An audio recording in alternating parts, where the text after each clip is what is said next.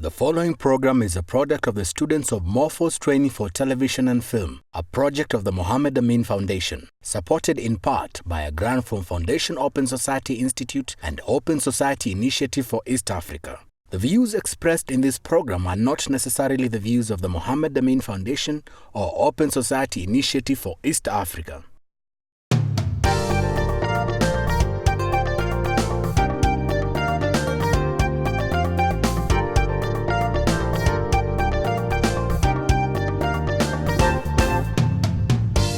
Tangu zamani haki zetu hatukujua, umefikia wakati wako nami kuchukua hatua. Haki na ukweli tumekuwa tukililia, wazee kwa vijana, chukua hatua, chukua hatua. Ewe mzalendo,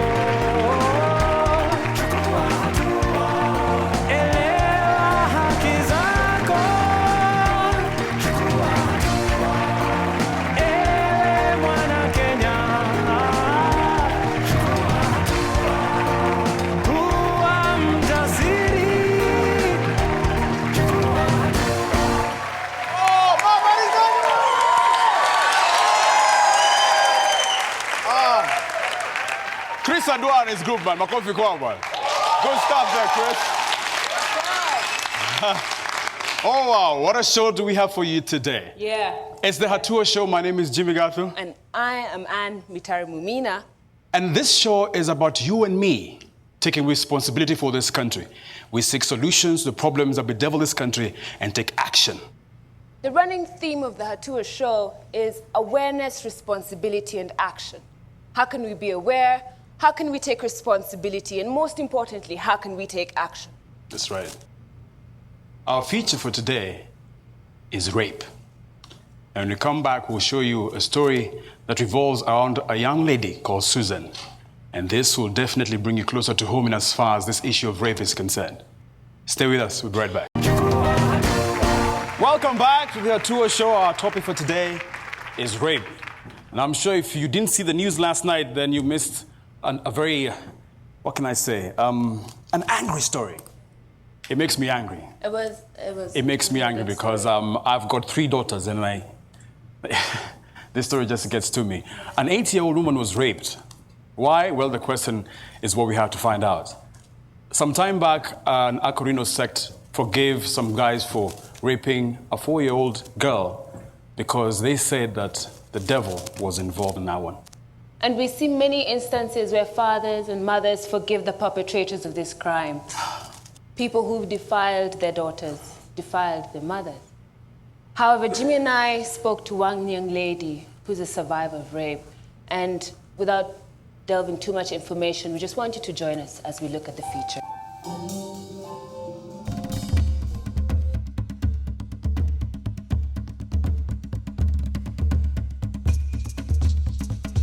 Every 26 minutes, your sister, your daughter, your mother, your wife, a Kenyan woman is raped.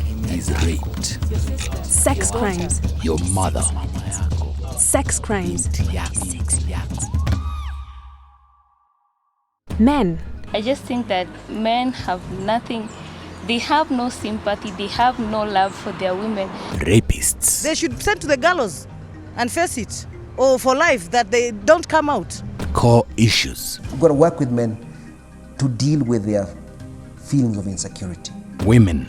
Wanavaa kwa njia moja yenye inafanya mtu mpaka anadevelop ile kitu, inadevelop ile akili ya kufanya afanye namna gani ahusike katika kwa ile kitendo ya kurepu. Choice. I think women should be given a chance to wear anything that they feel like they want to wear. Respect. Before there was respect for women, but right now there isn't. Even small children being abused by their own parents. I think it's too much. Silence. Silence is not always golden, and I'll say it now.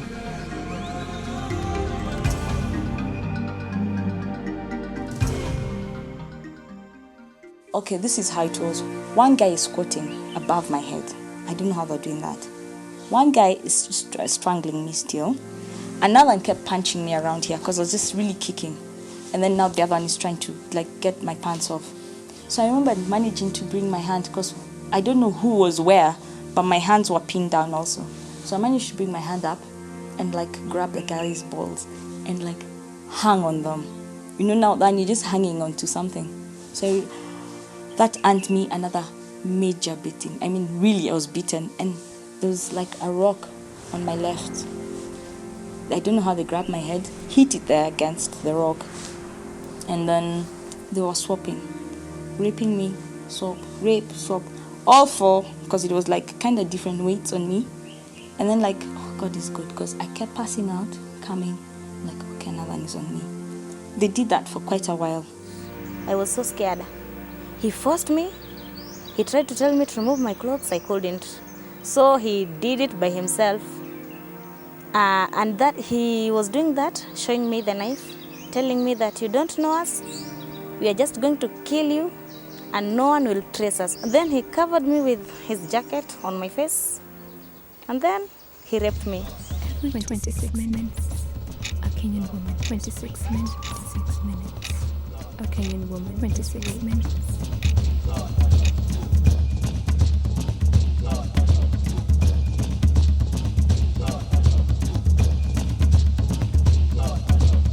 Why is this happening anyway? What is it about the way we perceive ourselves as men and women, or the way men perceive women, and our roles in society that enables this to happen? Inafanyika kila wakati, kila mara. So many ladies, their skirts have been torn because of where you're going, how you are dressing.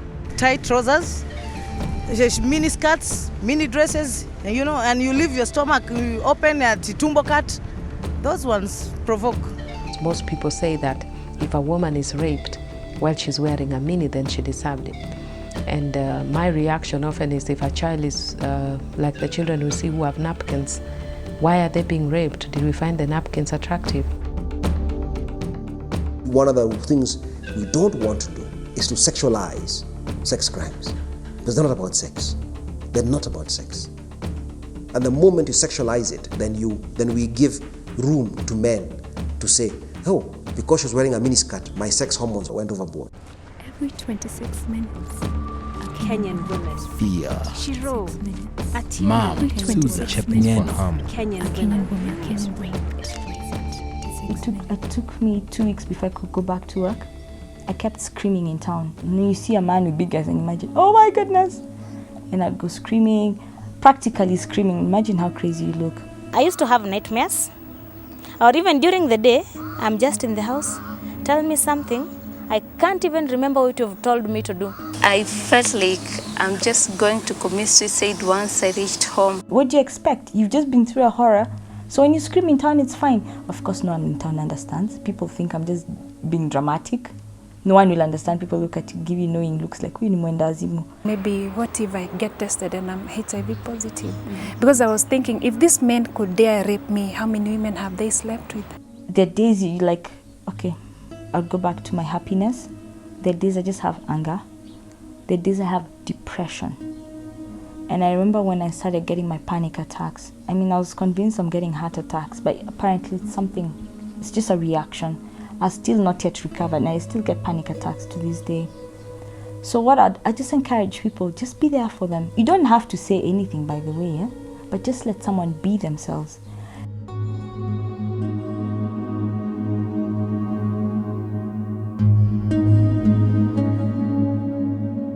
But the problem is, reporting is still very difficult. Any victim of rape will tell you that their first instinct is to clean themselves. But according to the reporting procedure we have now, you have to first go to the police, get your P3 form, take the P3 form to the hospital, get your medical checkup, the doctor fills it in. Only after all of that can you clean yourself. So it's not very conducive to actually how women deal with the physical trauma.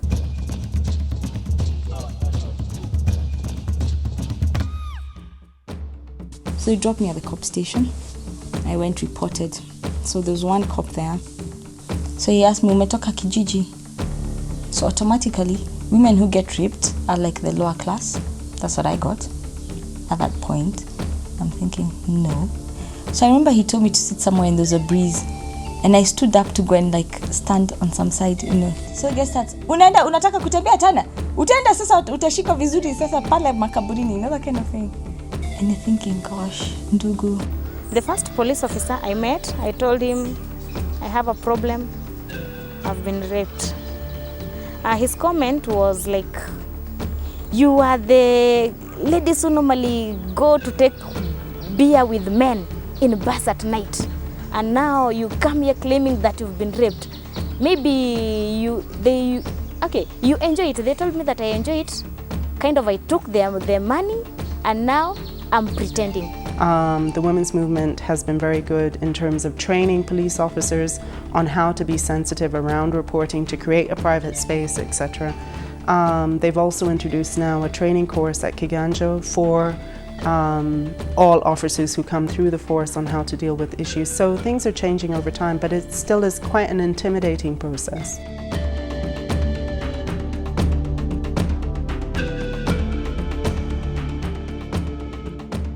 Right now you'll read stories where guys go scot-free after raping because simply they bribe their way through, or they get like ridiculous sentences.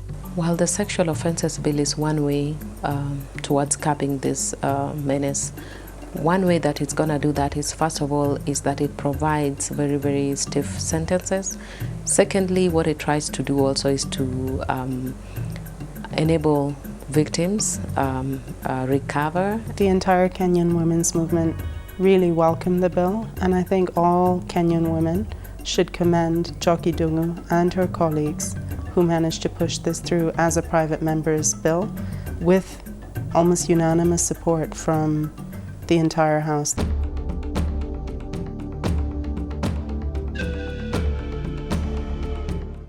It is wrong to believe that someone would want to wish this upon themselves. Keeping quiet simply means I will not help somebody else. If we take that sexual crimes are not about sex, they're about power and about domination, then maybe we'll start solving, we'll begin solving some of the issues. Most men would not wish it upon anyone. I really salute the courage of the many survivors who, since the campaigns on violence against women began in the sort of mid-90s, have been brave enough to come forward before the whole nation and say, this happened to me, and to actually break the silence and create the space in which all of these changes are now happening.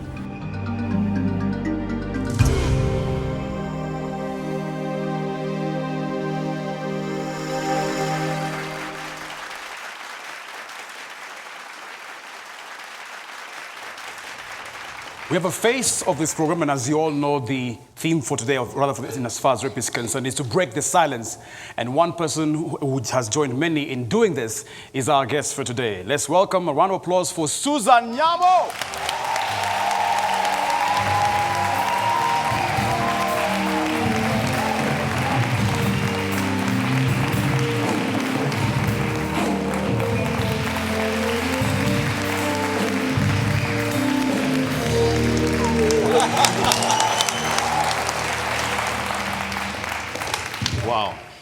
Wow, Susan. I mean, see you smile after what you went through, Susan. It's absolutely amazing. But I think the question is, you know, I can throw to you right now is, you've come out and said, you know what, I'm going to break the silence. However, has that been as easy as you know, as you said to be? Is it easier said than done? Yeah, you're right. There's a lot of misunderstanding. There's still a bit of rejection here and there. And, well, I mean, you take it. I always think of Jesus' parable of the sower. You throw the seeds, some will land on the stones, fertile soil, all that. So there's some people who will take your message positively and become stronger from that. Others will look at you like, gosh, you deserve it, given the circumstances. And others will be like, you're lying, you're too happy, you're too normal. Or others will be like, shh, keep quiet, don't tell everyone.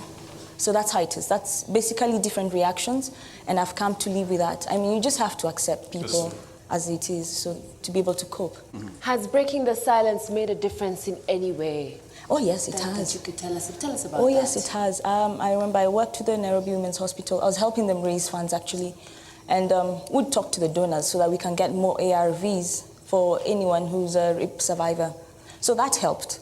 Coming out also is like trying to show men this is what is really happening to us. Not all men like the idea of rape. And when you speak out, more people are like, oh, you know, I know my friend's daughter who was raped.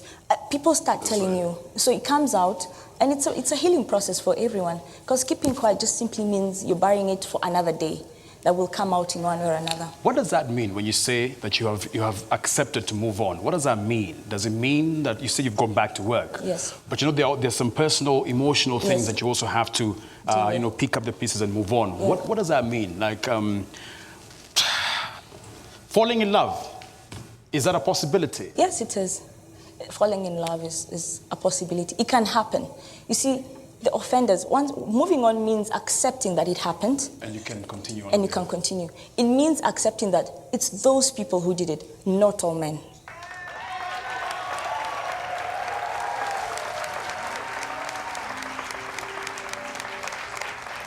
We're also joined on the program by many other people who've come face to face with the issue of rape. We have Fiona Mobesa. Fiona, welcome.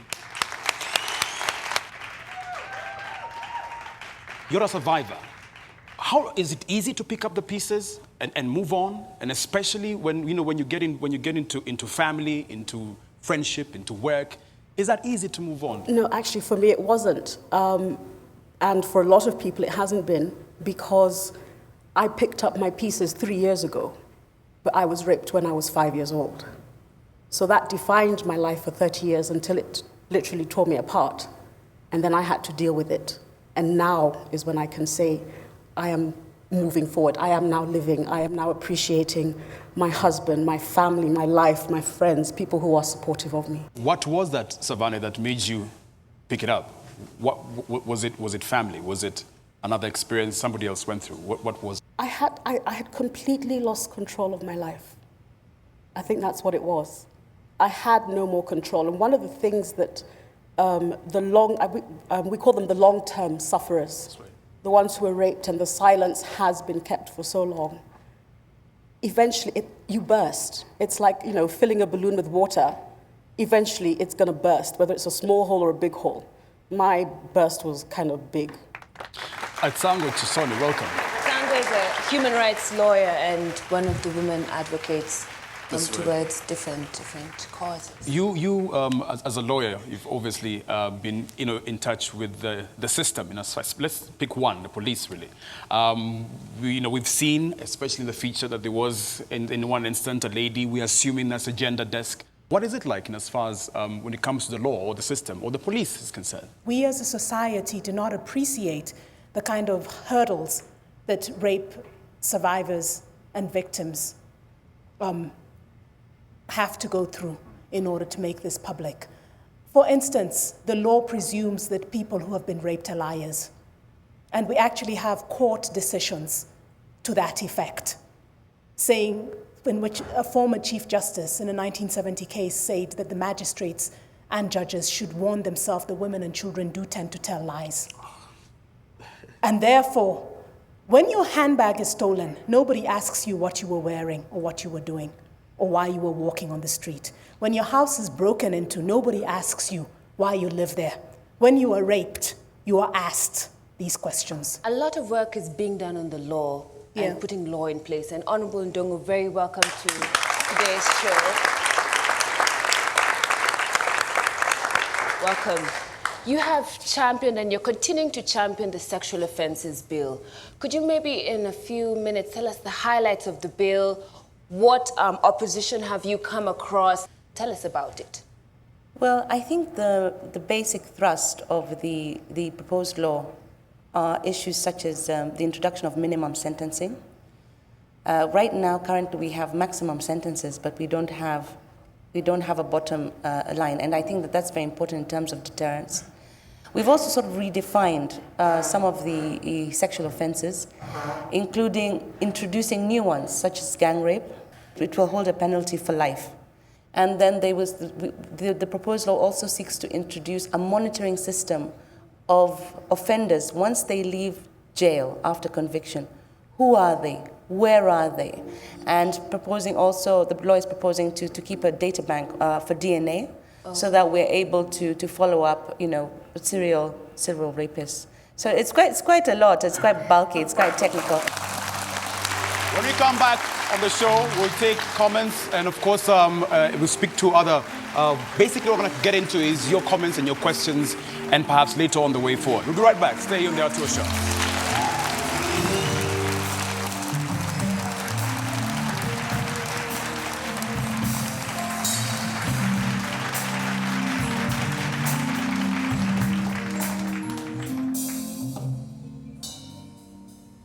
Welcome back to the Hatua Show, the show where you and I take responsibility for this country. We're speaking about rape and breaking the silence. And our guest, Suzie Nyamo.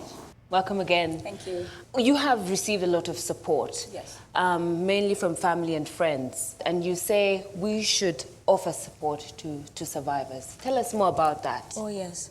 You know, apart from physically being damaged, the bigger damage is on the emotional part, the emotional being of a person. So your emotions keep yoing. You're angry, you're depressed, you're happy, you're normal, you're bitter, you're filled with regret, you're in denial sometimes. So like when family come in and support you, like as I explained, I get panic attacks. I mean, you should see I go into frenzy, it's all madness. And people are like, okay, calm down, it's okay, here are your painkillers, take it, relax. And of course, you don't want to be on the painkillers forever. It's part of like helping someone in forced denial. Right. So you have to rise above that also and deal with it. Is it about power, Asanga? Is it about power? Rape is a form of violence. Rape is not about sex. Studies by criminologists dating back to the 1970s show clearly men who rape are in a situation where they have sexual partners. These are married men. Or fathers. They have girlfriends. They are fathers. They are brothers. This case that just happened in Kinangop, it was a 12-year-old girl that was raped by her brother. He then arranged for other men to rape her consistently over several days. And when we eroticize sexual violence, we trivialize it. It is totally and utterly about power. To say it in a way in which may be a bit problematic for some of us to hear. There are studies that prove there are even situations where men do not necessarily ejaculate. We had a horrific case in this country in the mid-1990s where a man beat up his wife. After he had beaten her up, he broke a stool, took the legs of the stool, and used that to sexually assault her father. So this has nothing whatsoever to do with sex. We've got representatives from the Nairobi Men's Hospital and doing a great job, actually. We've got Penina. Penina, you do a lot of counseling. You know, the various people, victims or survivors who come to Nairobi Men's Hospital. Tell us about your experience. What is that like for you? Most of them, when they come to the hospital, their biggest problem is that they usually think that rape happens to other people. They think that, oh my God, there is actually then a possibility that it could happen to me again. For those people who have never been raped, there's a way they talk. Oh, me, I can never be raped. Or people who are raped are those who actually go and, you know, look for it. But once it happens to you in your own bed, in your own bedroom, because gangsters actually broke into your house, that is very devastating for them. To home. Yes. I don't know what your thoughts are. I mean, anyone who has a comment or a question, really. Yes, you need to tell us who your name is and what your question is, ma'am. My name is Audrey. This is a comment also aimed at rapists who have never been caught. As a woman, I know also my mom told me the greatest fear of any mother and also a father is having a daughter and knowing that they've given them a death sentence from beginning because rape is out there. Can you turn yourselves in and see the life sentences and the pain you've caused, not just to the victims, and my sympathies go to them, but also to the future generations because these stress attacks are passed on? That's right, yes. First of all, guys, isn't this annoying?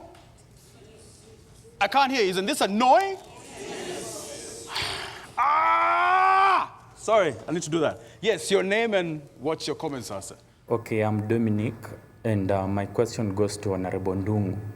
First of all, I wish to thank her because of her tireless efforts.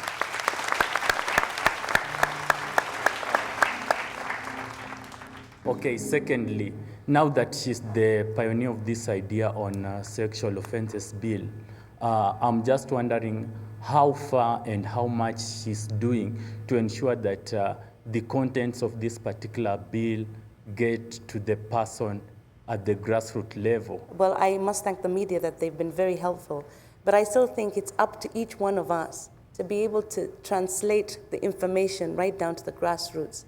It can't be done by one person. Absolutely. It can't be done by a group. I just consistently remind Kenyans that this law, if passed, will affect everyone. You're either a potential offender, a potential victim, or a member of your family is. And therefore, it's very, very, very important for everyone to know about it. Great. We're also joined in the studio by Mrs. Nyamu. Mrs. Nyamu is Susan's mother. Very welcome.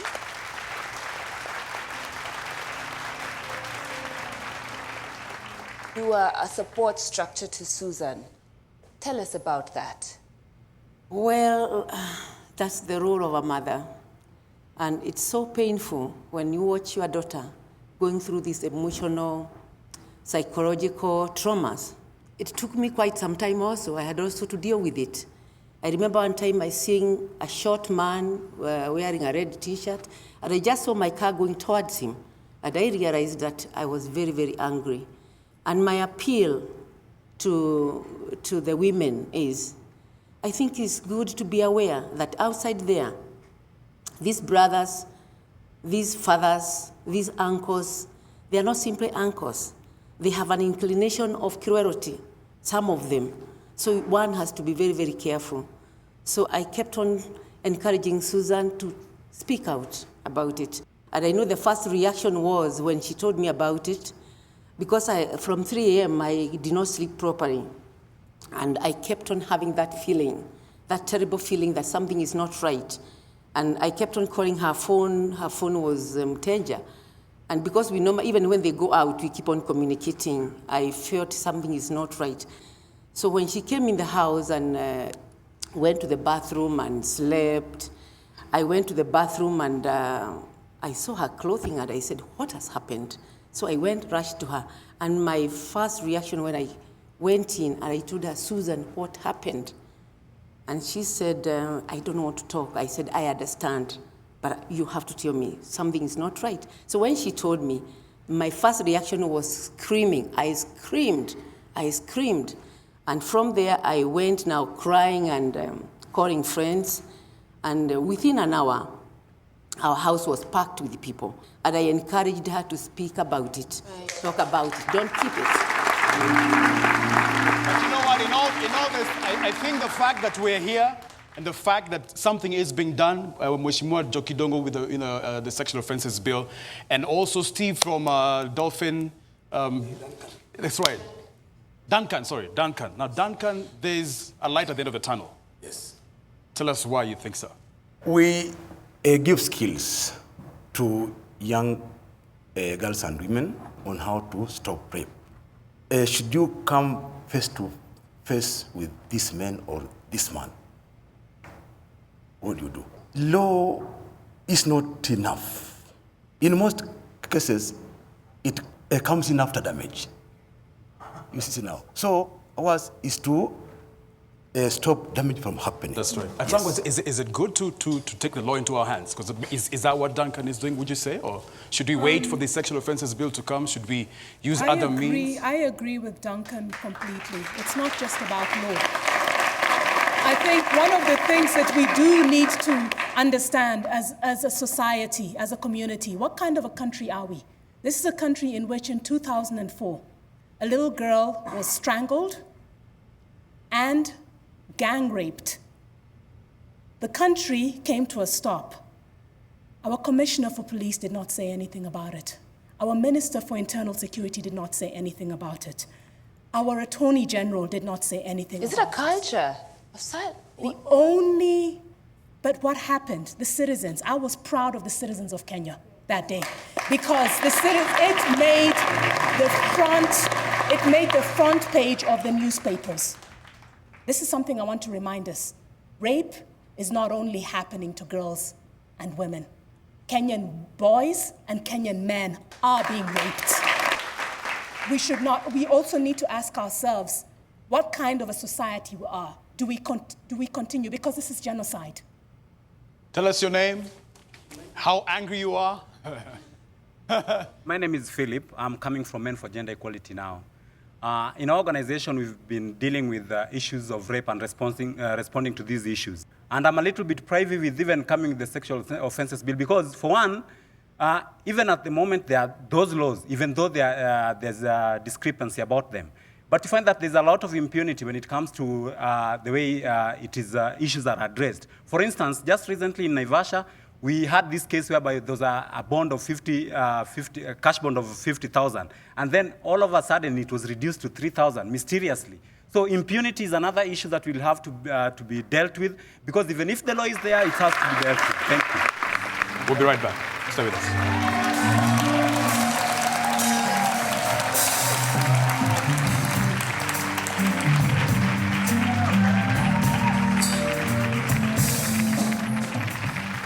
Welcome back.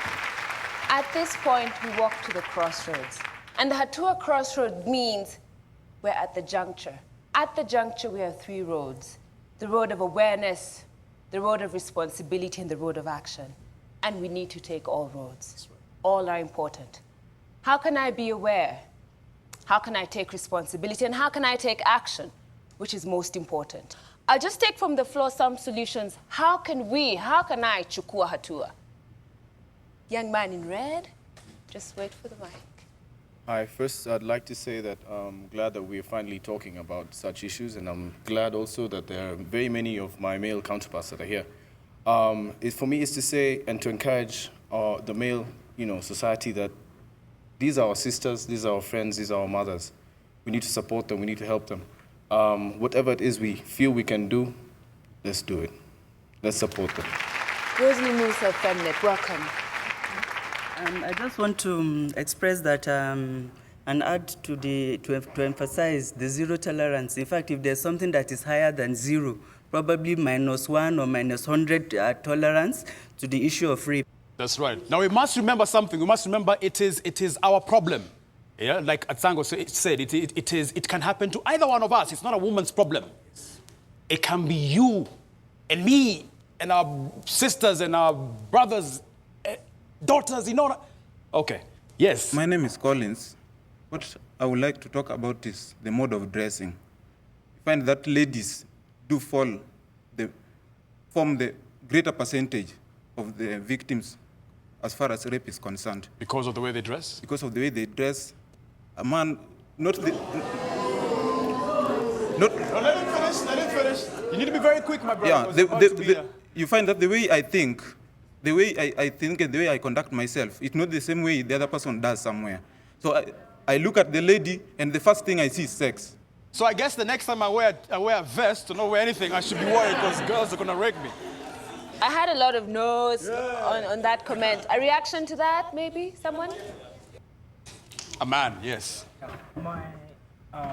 My contribution is that the current crisis is of morality. We are thinking freedom, but we are not taking responsibility for action. So, as a consequence... Before you go on, one word at Sango. Is it about sex? About what we wear? Is it about what we wear? No. Okay. Okay. I don't think it has to do with what they wear, because then the most rape should be occurring in like the beaches and the swimming pools. And it doesn't happen like that. Yeah. Or back in the day when guys used to wear skins, yes? Yes, ma'am. No. I would call all men and boys and tell them, supposing your mother was raped, your own mother, your own sister, your child, what would you feel? They said that, I'll kill that person who rapes my mother. They're telling me, we'll kill her. I tell these boys, please, you are the next generation. Try to behave and respect these ladies. Don't rape. The man up there. My name is Daniel, and just something for my friend there to think about. Yesterday's news. I mean, an old woman, over 80. I mean, what do you say about that? Is it the mode of dressing, or what do you classify that? We have the Executive Director of FIDA, Jane Onyango. Jane, welcome. Okay, we need to move away from the culture of blaming the woman every time there's a rape. I'm sure you've been told that rape is not just about sex, it's not about dressing, it's all about control and power. And we need to encourage women to come out and speak about it and to seek help from organizations like FIDA and others. Right, great. Sexual offences bill is coming up. What can I do to make it pass? I think that you can, speak to your member of parliament. I think the members of parliament are supportive of the bill, but there's nothing wrong with picking up a phone and calling your MP. The other thing is, talk to your members of parliament about the things that you see happening in your communities. I see people bringing to their members of parliament queries on their pension, but I don't see them bringing queries about a rape or defilement that has happened in their community. Right. That's the way we can bring it to the floor of the House. We can challenge the minister in charge of internal security. I've got to say this about the issues about the dress and how women dress. I always say we watch lots of stuff on TV. We watch dramas about police dramas about bank robberies. I'm telling you, when you watch that stuff, you don't go out to rob a bank. When you walk by a bank, because the door is open, you don't go in and steal the money and say, but it was left with I saw it on TV. We need to wind. I'm going to take just 2 more. Listen, remember, Anne has taken us to the crossroads. We need to decide what we will do. What will you do? What can I do? Okay? Not. I think we're done with comments. What will you do? Fiona. The two things that I've done. One, I formed a company that teaches children. It's very similar to Dolphin. But my focus is now on the middle and upper income areas because people seem to think that if you have money, it doesn't happen there. And that's where it's happening. We are reaching out to women and men who were assaulted when they were young. And today, Naomi has taken 2 ladies to counseling. We take you there, we'll wait for you, we'll take you home, we'll give you all the tissue you need to cry, and we'll stay with you. We need to finish. We are running out of time, so we need to wind this up. But let me just remind you why you need to take control to Chukua Hatua. Atsango, I want you to look at me and tell me what it is like. What do they go through? What is it like? As brutal, as graphic as you want to make it. Tell me. Some of the effects, over half the people who report rape in this country are under the age of 16. Some of them as young as 6 months. Their legs are broken. Some of them may never be able to walk again. Some of them have the wall between their rectum and their genitals broken. What that means is that their urine, their feces mix, they leak every day, they stink, they cannot walk, they will never be accepted by anyone because the surgery that is required to reconstruct their genitals and to reconstruct their reproductive organs is so expensive, and we do not have the facilities in this country. What it means is that 5 times as many girls in this country, in the 15 to 19-year-old age group, have and are infected with HIV/AIDS as boys. 5 times the amount of boys. That means that Kenya may, in another 3 or so decades, be one of those countries where we have more men than women. There's only 3 other countries in the world like that. What it means is that we are dying off as a people. It means that basically our children cannot reproduce. It will destroy your reproductive organs. It also means, in terms of your mental trauma, that you are not possibly able to work. How many man hours do you think and woman hours are lost because of people going into shock as a consequence of rape? When a person is raped, that trauma is not only visited on the person that is raped, it is also visited on their family.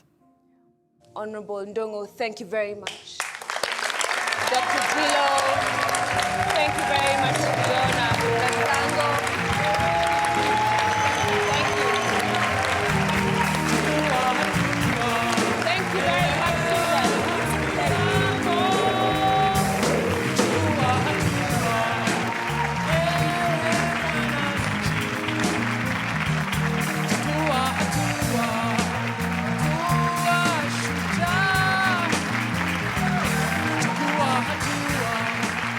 Thank you so much for being Hatua Show. Thank you for joining us. Remember, it is you and not the government. Don't wait for Mheshimiwa Kidongo. She's done her bit. She needs you to make this happen. Rally around sexual. Take responsibility for this country. We'll see you next week. Have yourself a great evening. Take care.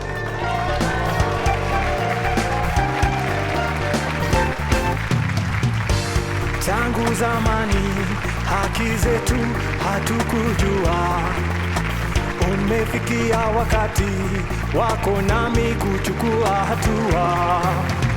Haki na ukweli tumekuwa tukililia, wazee kwa vijana, chukua hatua.